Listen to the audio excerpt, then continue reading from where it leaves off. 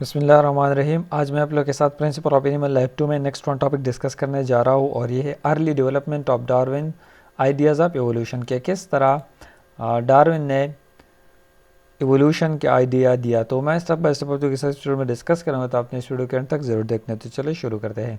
सबसे पहले अगर हम बात करें तो डार्विन ने ये नेचुरल सिलेक्शन क्या किया, उसके लिए एक मतलब हार्ड वर्किंग प्रोसेस था, क्योंकि इसने इस पर बहुत टाइम लगा, उसकी एफर्ट लगी।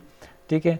और जब ये स्टार्ट कर रहा था ये सफ़र, ये वॉयज इसके लिए मतलब बहुत सारे प्लेसेस को डिस्कवर करने, एक्सप्लोर करने के लिए वो गए थे, आइसलैंड और जितने भी प्लेसेस थे। डार्विन का ये मानना था कि उस वक्त के जितने भी साइंटिस्ट थे, इसने कहा था कि ये अर्थ कितना होता है, ये 6000 ईयर्स ओल्ड होता है, लेकिन इसमें कोई चेंजेस नहीं हुए। ये अदर साइंटिस्ट का मानना था। लेकिन डार्विन का क्या मानना था? Darwin made important observation during this voyage that suggest change does occur and the organism rose through gradual changes. और डार्विन का मानना ये था कि ये जितने भी ऑर्गेनिज्म होते हैं इसमें चेंजेस हुए, और अदर साइंटिस्ट का ये ओपिनियन था कि ये मतलब इसमें कोई भी चेंजेस नहीं हुए, नॉट चेंज सिंस देन। और इसका क्या मानना था डार्विन का कि ये जितने भी ऑर्गेनिज्म है ये ग्रेजुअली इसमें चेंजेस हुए हैं, और ये with the passage of time अभी भी चेंज हो रहे हैं। Darwin realized that the diversity of modern species could not form in 6000 years, leading him to develop the idea of change over time. तो ये क्या हुआ, इसने रियलाइज़ किया कि ये डाइवर्सिटी मौजूद थे मुख्तलिफ़ किस्म के स्पीशीज़ में, और ये क्या हुआ मतलब ये ओवर टाइम के साथ साथ ये चेंजेस होते हैं डिफरेंट स्पीशीज़ में। Darwin studied this idea for 20 years before giving the mechanism of this change which is natural selection. तो इसने 20 ईयर्स तक इस पर स्टडी की, मतलब ऑब्जर्वेशन की। फिर इसके बाद इसने कहा था कि नेचुरल सिलेक्शन वो बाद में इसने पब्लिकेशन की, origin of species. Darwin died without knowing the genetic principle of the supported his theory. तो डार्विन जो है उसको ये पता नहीं था जेनेटिक प्रिंसिपल की कि ये भी सपोर्ट करता है नेचुरल सिलेक्शन को। अगर हम जियोलॉजी की बात करें तो इसने जियोलॉजी भी स्टडी की, द स्टडी ऑफ अर्थ, इसे क्या कहते हैं? इसे जियोलॉजी कहते हैं। Darwin read Charles Lyell book principle of geology भी इसने स्टडी की डार्विन ने, क्योंकि इससे भी बहुत कुछ सीखने को मिला है उसको। Which develop James Hutton ideas into the theory of uniformitarianism. तो इसका ये मानना था कि ये सब क्या होता है, ये मतलब ये सब एक जैसे, मतलब एक एंसेस्ट्री से ये इराज हो चुके। ये अर्थ में क्या होता है, मतलब ये इतने चेंजेस नहीं हुई। Uniformitarianism suggest that the forces of wind, rain, rivers, volcanoes and geological uplift shape the earth of today and have changed the earth in the past। तो डार्विन ने ये सीखा उस बुक से कि ये क्या होता है, ये with the passage of time earth shape में भी चेंजेस हुई है, विद डिफरेंट मतलब इस फैक्टर की वजह से ये चेंज हुई है earth. Lyell and Hutton believe that this forces shape the face of the earth over 100 millions of year. तो इन दोनों का कहना था इस जियोलॉजी बुक में कि ये क्या होता है, ये अर्थ सरफेस क्या होता है, अर्थ जो सरफेस होता है ये 100 मिलियन ईयर्स, मतलब पहले क्या होता, मतलब ये ऐसा नहीं था, और अब शेप ऑफ अर्थ चेंज हो चुका है। Catastrophic events do not play any role in shaping the earth according to uniformitarianism। तो इसका एक मानना था कि ये कैटास्ट्रॉफिक जितने भी थे तो इसका कोई भी रोल नहीं है, जिस तरह हम मानते कि अर्थ को इसने शेप दिया, तो इसका कोई भी मतलब रोल नहीं है इसमें। Lyell book develop two important ideas in the mind of Darwin. Lyell book जब इसने डार्विन ने स्टडी किए तो उसने टू इम्पॉर्टेंट आइडियाज़ गेन किए इस बुक से। कौन कौन से थे?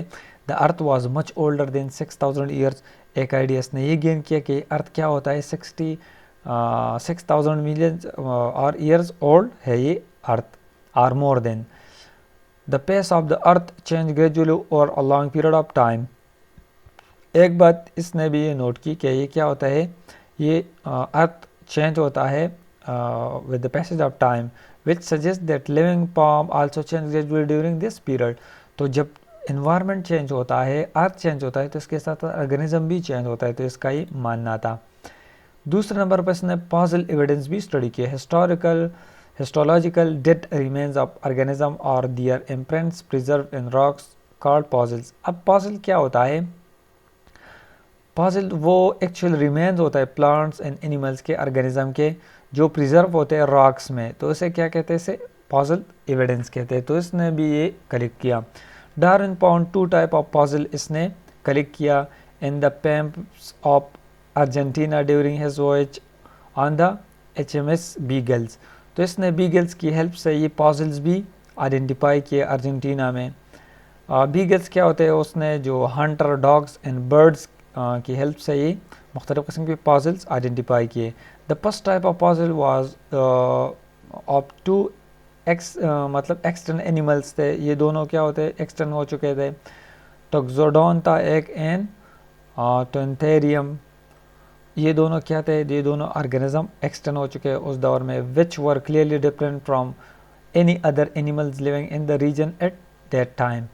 तो उस वक्त में जितने भी एनिमल्स थे, ये दोनों एनिमल उससे मुख्तलिफ थे। तो इससे पता चलता है कि ये चेंज, जितने भी आज हम ऑर्गेनिज्म मतलब देख रहे हैं, इसमें चेंजेस हुए, लेकिन ये दोनों टोटली मुख्तलिफ थे उस दौर के ऑर्गेनिज्म से।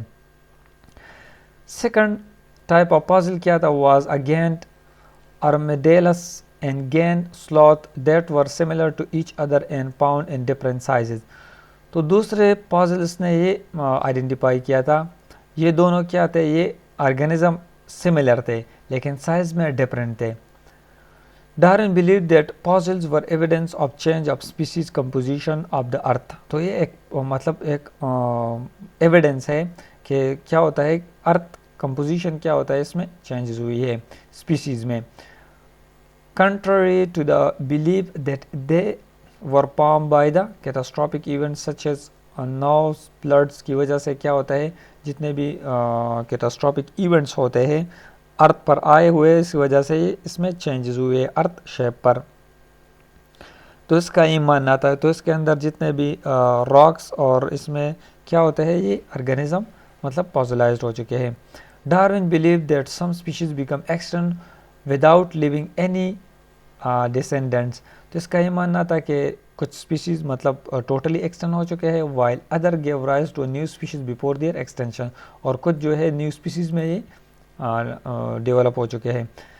नेक्स्ट उसने गिलापागस आइसलैंड में क्या किया, इसने गेन टोर्टाइस ऑफ गिलापागस भी इसने वहाँ पर आइडेंटिफाई किए, एक्सप्लोर की, स्टडी की। The Galapagos island are named after the large tortoise that inhabit there. तो इस वहाँ पर भी मुख्तलिफ़ किस्म के टोर्टाइस थे। टोर्टाइस वेट अप टू 250 किलोग्राम इसका वज़न था, एंड लाइफ अप टू 200 से लेकर 250 ईयर्स तक इसकी लाइफ थी इस टोर्टाइस की। Darwin notice that tortoise from different region of the island had different shell shape. तो इसने ये भी स्टडी की कि इस वक्त जितने भी वहाँ पर टोर्टाइस थे तो इसकी शेल शेप क्या होते हैं, वो एक दूसरे से मुख्तलिफ थे। Tortoise on the Iceland and the mainland of South America were quite similar। तो उसने ऑब्जर्व की कि अमेरिका में जिस जगह से वो आया था और आइसलैंड में जो टोर्टाइस थे वो क्वाइट सिमिलर थे, एक जैसे थे। Darwin explain the similarity by proposing that ancestral animal travel from the mainland to give rise to Iceland पाना। तो इसका ये मानना था कि ये सबसे पहले मेनलैंड्स में थे, मतलब मेनलैंड से क्या हुआ, गिव राइज हुआ टू द आइसलैंड पाना में ये मतलब ये यहाँ तक आए और यहाँ पर एडाप्ट हुए। 2 type of tortoise were found in different region में, वो उसने 2 किस्म के टोर्टाइस स्टडी की। एक था लॉन्गर नेक जो ड्राई प्लेस पर रहते थे, ड्राई रीजन पर, और दूसरा था शॉर्टर नेक्स वाले जो मॉइस्चर रीजन में रहते थे। अब इसने गिलापागस पिंचेस भी स्टडी की इस वॉयज में।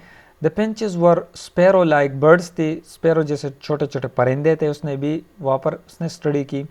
That Darwin studied on the Galapagos island पर उसने भी स्टडी की। Scientist believe that the ancestor of the finches inhabited mainland of South America and gave rise to the Galapagos pinches। तो जितने भी साइंटिस्ट थे इसने इसका मानना था कि इसके एंसेस्टर क्या थे इस पिंचेस के, ये मेनलैंड पर रहते थे, लेकिन ये मतलब ये डाइवर्सिफाई हो गए इनटू गिलापागस आइसलैंड में। Different type of finches arrive in the island and set up birds population and different habitat without predators, पर यहाँ पर आए और यहाँ पर उसने अपने कॉलोनी और जो पॉपुलेशन है वो बढ़ा दी। 14 species of finches arose from an ancestral group से arose each adopted to a specific habitat on the island. तो 14 डिफरेंट स्पीशीज क्या होते हैं वो मेन एंसेस्ट्रल ग्रुप से ही एराइज हो चुके थे। द पिंचेस है डिफरेंट, उसके साइज भी डिफरेंट थे, शेप्स भी डिफरेंट थे, इसके bills which related to different dietary adaptation, मतलब उसमें उस वक्त भी उसमें मुख्तलिफ एडाप्टेशन हुई थी। The pinches provide an example of adaptive radiation, adaptive radiation, the formation of new palms from an ancestral species in response to the opening of new habitats। तो इसका ये मानना था कि ये इसके एंसेस्ट्री क्या था, ये न्यू स्पीशीज़ और पाम में ये मतलब एडाप्टेड हो चुके हैं। तो ये थी कुछ basic terminologies about Darwin evolution, उसने जो एवोल्यूशन स्टडी की मुख्तलिफ प्लेसेस पर। तो ये थी आज की वीडियो। उम्मीद करता हूँ कि एपिसोड को लाइक करेंगे, दोस्तों के साथ शेयर करेंगे। Thank you so much for watching, bye.